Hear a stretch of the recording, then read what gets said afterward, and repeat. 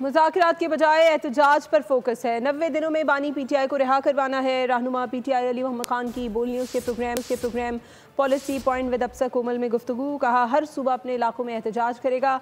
बात करने के लिए माहौल बनना चाहिए जिसके लिए एहतजाज ज़रूरी है। बोले मुज़ाकरात का कोई दरवाज़ा खुलता है तो उसकी इजाज़त बानी ही दे सकते हैं।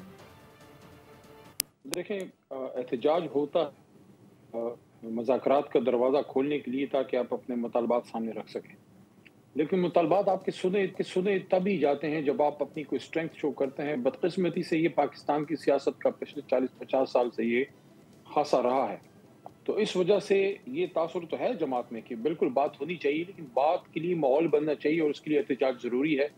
अगर एहतजाज की बात जब से शुरू हुई है, अगर कोई मुज़ाकरात का दरवाज़ा खुलता है तो उसकी इजाज़त फिर इमरान खान साहब भी दे सकते हैं। अभी चूँकि एहतजाज की कॉल है, इस वजह से ज़्यादातर फोकस इस बात पे है कि एहतजाज कहाँ किस तरीके से पुरअमन तौर पे पूरे पाकिस्तान में निकाला जाए।